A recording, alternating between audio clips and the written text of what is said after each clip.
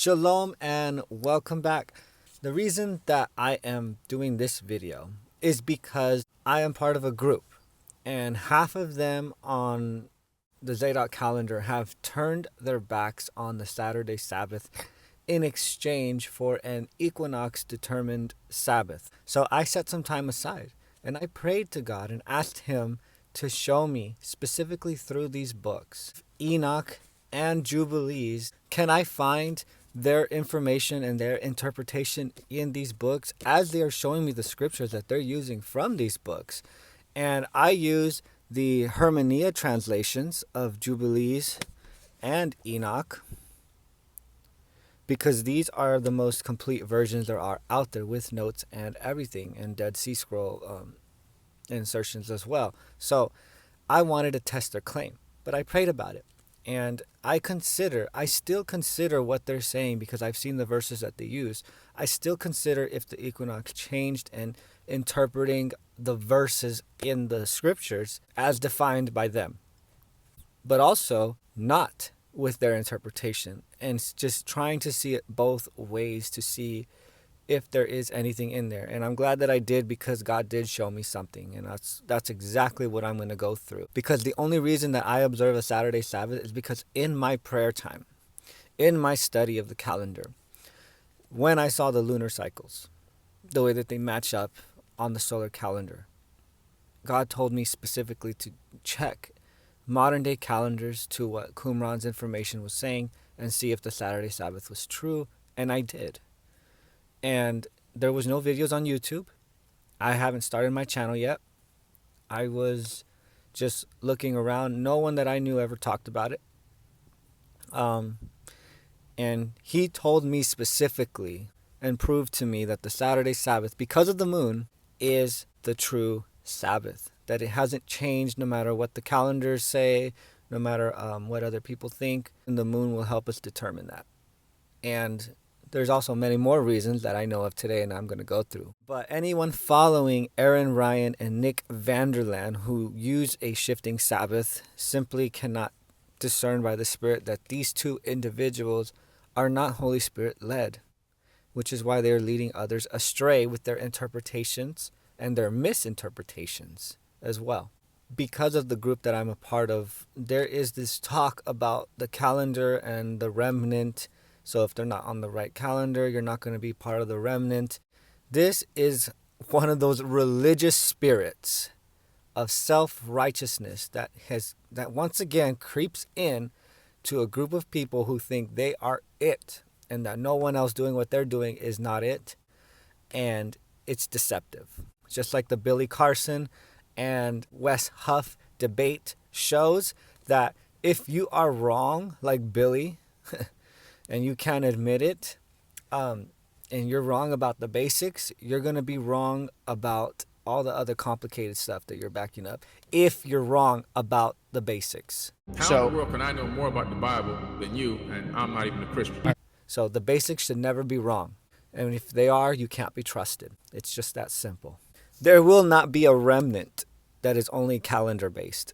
You cannot believe such nonsense. That is a religious spirit full of pride and arrogance.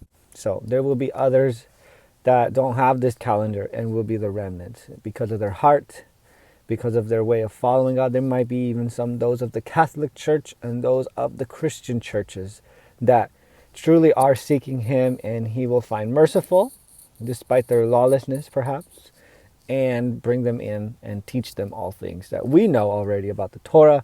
I don't think that is the defining factor. Now, those that are set in their ways and, anti-Torah, I don't know about them. False claim number one. Okay, we're going to stick specifically in this video with the book of Enoch and Jubilees. We are not going to jump into the Dead Sea Scrolls at all, because these two must be expounded upon.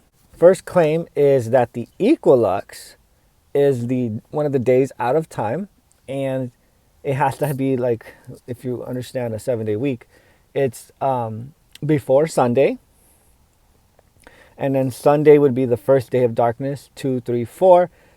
The equinox will be Wednesday, the middle of the week. Then 4 days later will be the Sabbath. Thursday, Friday, Saturday. 3 days later. Thursday, Friday, Saturday. Let's say the equinox is on Saturday. So Sunday, Monday, Tuesday. Tuesday would now be the Sabbath. And the equilux would have been on the previous Wednesday. The equilux is not mentioned in the book of Enoch. However, the equal day and equal night is the last day of the year. That's what Enoch 72:32 says. The last day of the calendar is the 364th day, and it's the equal day, equal night. Now they interpret this as the equilux and put it as the last Sabbath of the year, so that Sunday, Monday, Tuesday can be the first days of creation, and Wednesday would be the equinox. But again, this breaks the scripture. This makes no sense. If you try to make the equilux the last day of the year, then we're going further back in time with the calendar, and we're not doing certain things correctly. So this is their claim, is that the equilux is 4 days before the equinox, and that the equilux is the last day of the year. But it's not what Enoch 72:32 says. There is a Dead Sea Scroll document called 4Q32D, and in the quotes, right, because these are brackets, these are not part of the actual text, it tells you that the Tekufa itself, Wednesday, is not only the equinox, but the first day of the year. Now, that is not what Enoch 72:32 says. So that bracket is misinformation and an insertion based on those translating, and it has led these guys to believe otherwise. So it is incorrect teaching. Now, strictly using Enoch 72, verses 20 and 32 are for spring and fall, and both say that the days are equal day and equal night. So for those claiming that the equilux is the equal day and equal night, and equinox is just a straight line, we have this equal day and equal night being spoken of as the spring equinox, but also once again in the fall. We're only going to stick with what Enoch is saying. So this is not just exclusively for the equilux, because the fall is said to be equal day and equal night as well. Enoch 72:32 says the equinox is the last day of the year on the calendar, not the first day of the year. Last day. Chapter 73 and 74 emphasize the use of the moon, not why it shouldn't be used or why it should be dismissed. The moon is not to be dismissed according to Enoch, but these people that are using strictly solar for determining not only their Sabbaths but the entire year don't want to use the moon. If we use the moon, we are heretics and betrayers of the priest. We are betrayers to the calendar. We are betrayers to Yahweh, even though we have like Psalms telling us the moon is a faithful witness, and using it correctly on the calendar completely disproves the equinox shifting suggestion that they have fallen for. That is why it will not be accepted. Enoch 73 and 74 are specifically telling us to use the moon, and we're going to see right now what that means. Enoch 74:10 through 11, when 5 years are added up, the total comes to 30 extra days for the sun. All the days that result for one of those 5 years when complete are 364. The extra amount for the sun and stars comes to 6 days. For 5 years, 6 extra days come to 30 days. And the moon is 30 days less than the sun and the stars. So I thought that this was talking about when 5 years are added up, as in 5 leap weeks in a solar cycle, a 28-year solar cycle, that there would be 30 extra days, because we're using 364 count and not the 365 and 366 tropical count, which would give us 35 extra days in a 28-year cycle, or a 5 leap week counting. But here, that is not what it was saying. That is what I thought it was saying, because it does make sense that in 5 years, how it's saying there are 6 extra days. Because if we're using, if we add 364, right, but with the 365 tropical count and the 366, there are 6 extra days in 5 years. Because you're going to have 1 day each year and then 2 on the leap year. So there are 6 extra days in 5 years. That makes sense. But that's not what it's talking about here. So I actually thought, or maybe this is what it's talking about. I thought this passage specifically was talking about the leap weeks in a 28-year cycle, because that would make sense. And it seems to fit the interpretation. However, I looked this up with Parable of the Vineyard. And only reason I did that is because I know he uses the Enoch calendar, but it's a lunar one. And he always pointed to these verses for the 1092 in a 3-year lunar cycle. However, that is not in the text at all. But anyway, when he got to this passage, this passage is actually talking about how every year without the tekufas, the sun is a 360. It's a 360 cycle. So without those 4 extra intercalary days, then in 5 years, we're going to have 30 days extra. Wait a minute. No, that doesn't make sense. He was saying that we would have a total of 30 days extra because we're not including the tekufas. And so we add them back later, and then that's what gives us the exact position of the moon and why the moon is 30 days behind. And that's excluding the tekufas, but that actually doesn't make sense now that I'm thinking about it, because in 5 years, just the 4 extra days alone would be 20 and not 30. So it is very possible that this passage is talking about the leap weeks. Interesting. But also, Parable of the Vineyard used the 1092 for a 3-year lunar cycle, and the verse doesn't say that. That's the Ethiopian version that he chooses to use that says that. But all in all, it doesn't say that in the text at all. It stays with 1062 for a 3-year lunar cycle.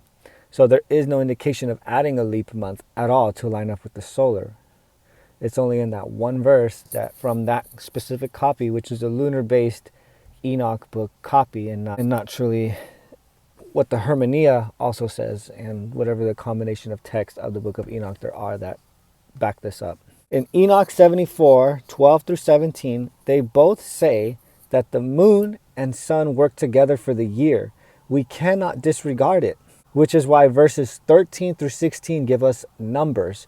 They give us the 3-year, 5-year, 8-year count of days, right? 1092 for the solar, 1820 for 5 years, 2912 days in 8 years.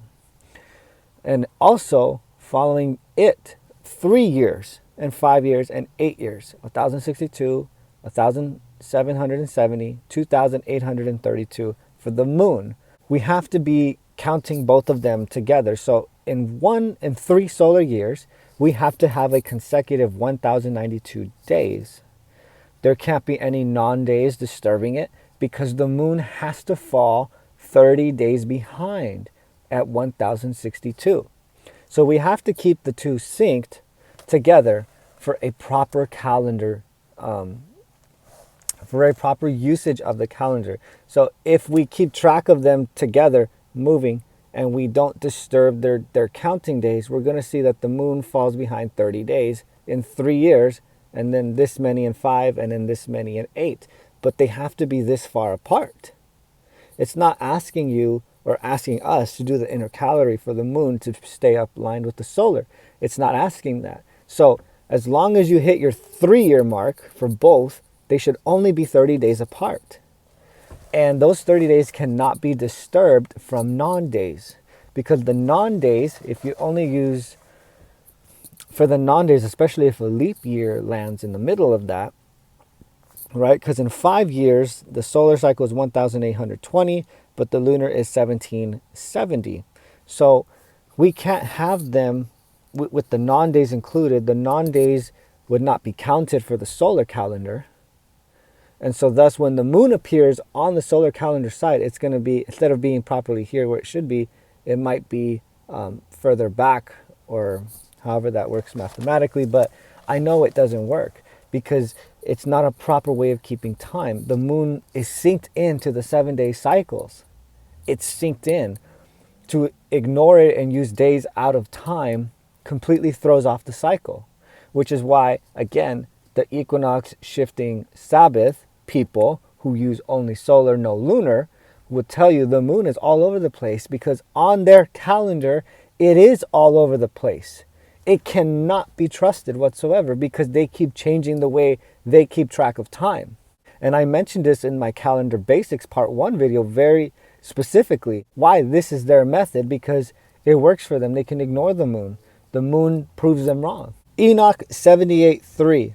These are the two great luminaries, the sun and the moon. Enoch 78:7. This is going to be my biggest proof and witness, and I'm really glad that I found this. This is what God showed me. Enoch 78:7. The full moon is the sign of the year. According to this verse, the full moon does determine the start of the year. Now, that's what it says. That's exactly what everyone doing an equinox changing Sabbath calendar doesn't show you. Doesn't even read the book themselves. Doesn't even take this into account, because they disregard the moon. And this verse is telling us no. This verse is telling us exactly what we knew was correct when creation week was created and there was a full moon on that Wednesday, meaning the full moon, for the sake of the argument, let's just say after the equinox for now, that determines the year. That helps us determine when the year should start. And we did have this happen. So we are correct.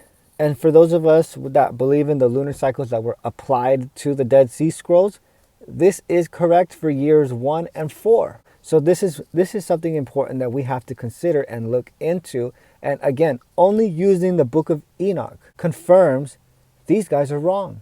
The full moon does start the year. It doesn't say that it starts every year, so don't bring that up. That's not what it says. Don't bring that up. It doesn't start the year every time. We should be looking at when it does. Maybe it only does it on the 1st and the 4th, like the Dead Sea Scrolls says when they record a 6-year calendar, and even in the Ot document concerning the 294 Jubilee years, the moon started the cycles. Maybe it doesn't follow through every single time, but it's there. The book of Enoch says it. Now, in Enoch 78:1, there are two names for the sun, Aryares and Tomas. And there are 4 names for the moon, Asanya, Abla, Banes, and Era. So those are the names of the moon. And this is why I actually believe that they did name the moons, like I did in my Calendar Basics Part 2 video. They did name the moons in the Bible, Ethanim, Ziv, and Bol, and perhaps more of the months, right? The lunar months within the solar months. Because these are, first of all, these are all Aramaic translations, and it's hard to get this back into Hebrew. I believe the book of Enoch was written in Hebrew, but only one of the names of the moon I was able to decipher. It's Era, Aleph, Resh, Ayin, and sometimes with an Aleph at the end for Aramaic. This is also found in the Hebrew Bible in Daniel, and it means earth. So the name of the moon was Earth, at least one of the names.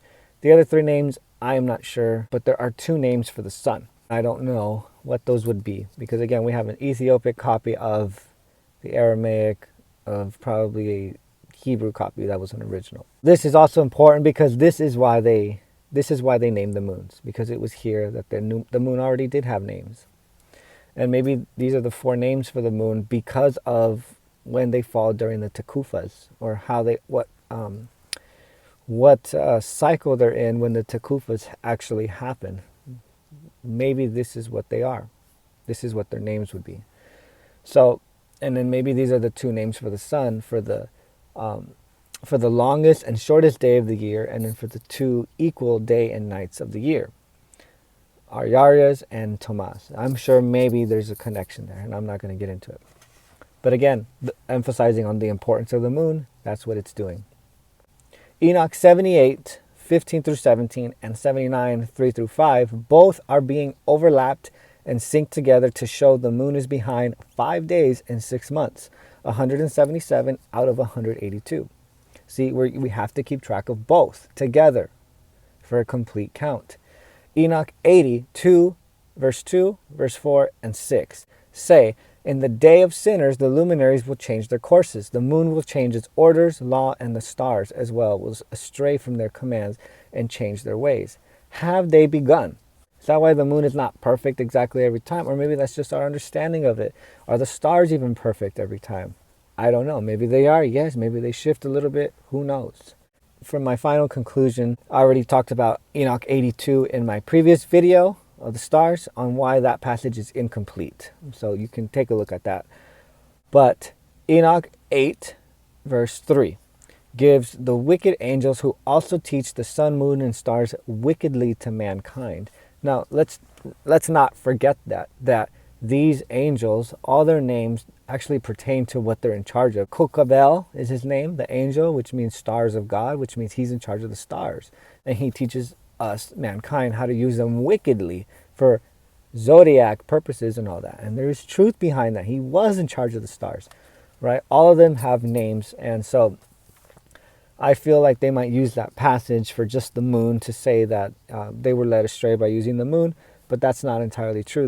They were led astray by using the sun, the moon, and the stars incorrectly by all these wicked angels. Now we're jumping into the book of Jubilees. So in Jubilees 2:9, it says that the sun is the great sign for days, Sabbaths, years, and tekufot, seasons.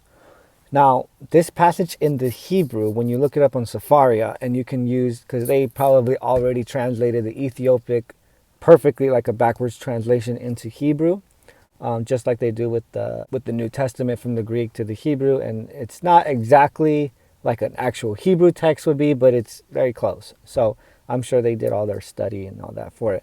And so for this passage, it could also say, for chapter 2, verse 9, that the sun is the great sign for days, Sabbaths of years, and tekufot, and jubilees, and tekufot of the years. That's literally what it says. So you can interpret it as Sabbaths and years, or as Sabbaths of years is also the interpretation. Instead of meaning Shabbats, like the sun determines the Sabbath, and it determines the years, it's probably saying this, it determines the Sabbaths of the years. So the Jubilees and rest dates and all that, the sabbatical years. The sabbatical years, the tekufot, the Jubilees, and the tekufot of the years, meaning when they happen within the year. They use this verse for the equinox shifting Sabbath. Now, I read the passage. I read it with their understanding. I am willing to accept it. I am also reading it with my understanding to test and see if my understanding is correct. So here's what I found.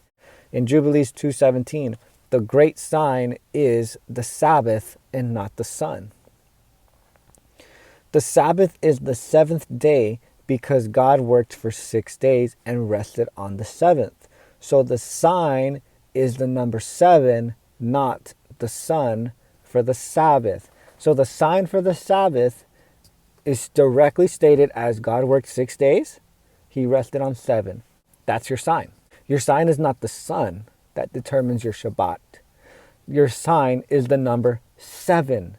He worked 6 days. So this would probably go against this basic teaching that we already have, already goes against their 8th day out of time that they like to use to establish this shifting Sabbath. No, he worked 6 days. He rested on 7th. That's your sign.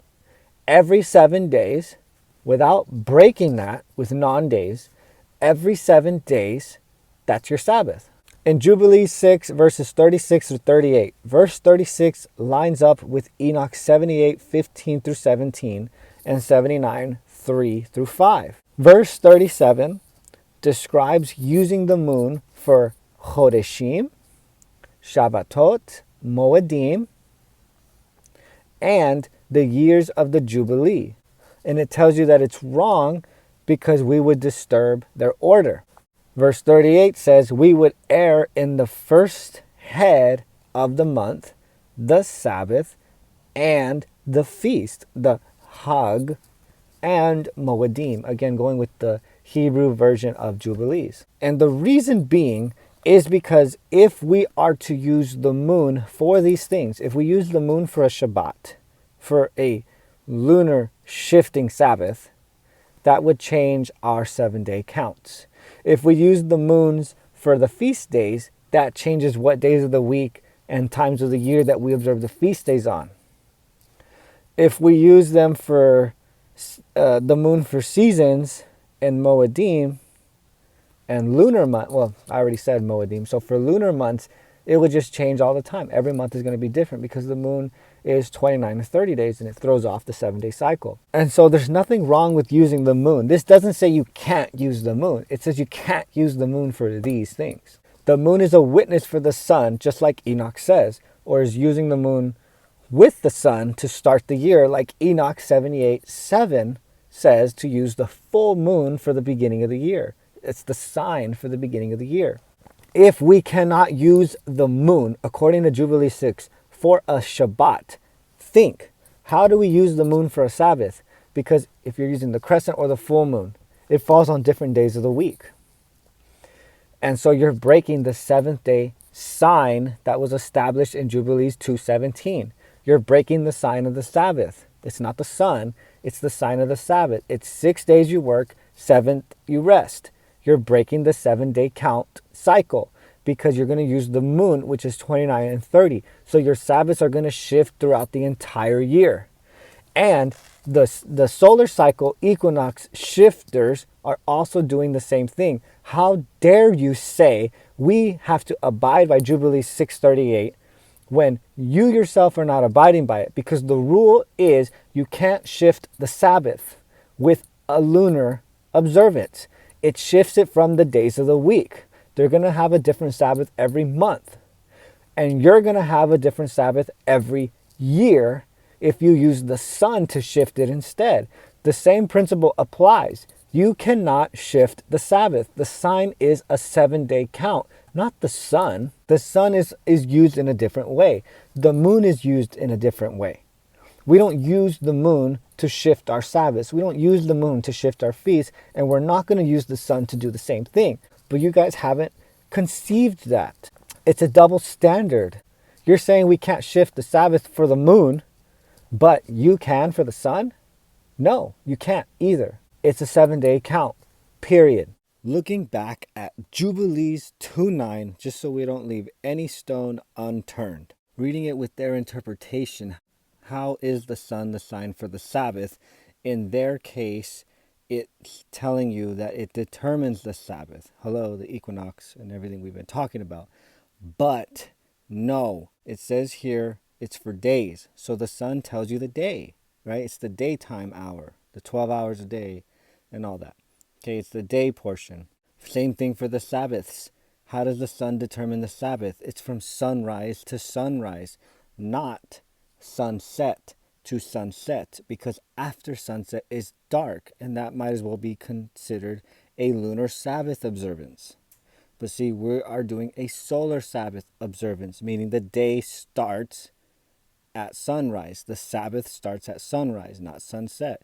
The sun is used for the months. Why? Because the months are 30, 30, 31. Just like the sun when it goes through the gates. That's how. It's for the years. It's for the Sabbaths of years. It's for the Jubilees and all cycles. Well, there's 28-year solar cycles and all this other things. These are the major ones that we can't explain too detailed. We're over here stuck on the Sabbath and months and years. At least how a year is laid out. So, you already know the name of God is mentioned here in the priesthood, in their 6-year cycles, in the 28-year cycles, like in my part 5 video. So there's more to this than meets the eye or that I can cover right now. The sun is for sunrise to sunrise on the Sabbath, on all the days of the year. Not that the equinox determines the Sabbath. And the sun still follows the 7-day sign, the 7 consecutive days and continual count that would That is the major rule and the foundational rule that the sun still has to abide by, even though it has its own cycle. Therefore, the leap week is necessary to keep, to not compromise the Shabbat through the solar cycles, just like we wouldn't do through the lunar cycles. Therefore, the standard is a 7-day continual count that cannot be broken, and whatever the solar cycles are, if there's 365 or 366, they still have to abide by the 7-day count. There cannot be non-days. Therefore, the balance must be kept with keeping track of 7 consecutive days and not having any breaks, just like we do with Jubilee counts with 49 and 50.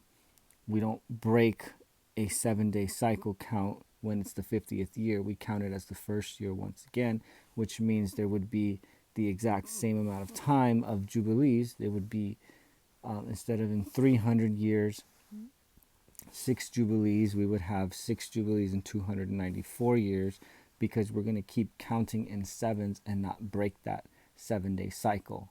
And therefore, we're not going to, if we can't do that for a Jubilee year, we're not going to do that for every single solar year, for the 7-day week cycle for the Sabbath. So now that we've seen both books with all the calendrical passages, there are no verses to show us what day of the year the calendar starts on. All we know is that there is a 30-30-31 pattern. The equinoxes are the last days of a season. The moon is calculated and counted with the solar days for the years. The sun in Jubilees was related to starting the year and keeping sabbatical Sabbaths, meaning 7-year counts from equinox to equinox, with the Sabbath maintaining the 7th-day creation day week cycle. Again, we are not going to use a shifting equinox Sabbath that follows the exact same rule as a lunar Sabbath. It shifts the Sabbath. We're not going to shift the Sabbath. It's unbreakable. It's a 7-year count. We're going to use the moon to start the year, whenever that is. Not every year, whenever that is. It's in the 1st and the 4th year, according to the Dead Sea Scrolls. In a 28-year cycle, maybe. In a 6-year cycle, maybe. That's the work that has to be done to find out what that means. The book of Enoch is not complete. We already know that. 82 wasn't complete. How much so the rest? It's not entirely complete. But just from these 2 books alone, we did not learn when the year starts. It doesn't tell you it starts on the 4th day of the week. It doesn't tell you the sun determines the 4th day of the week. All of that confusion and all of that accuracy, because there is accuracy in some of those, all of that comes from the interpretations of the Dead Sea Scrolls. They are the ones that interpret these passages and convert it to what we would understand starts the year. Thank you guys for watching. I brought to you what came out of prayer, and I hope you take it into consideration and stick with what these books are saying and not what other people are saying they don't say. Because these books say exactly the opposite of what they are saying.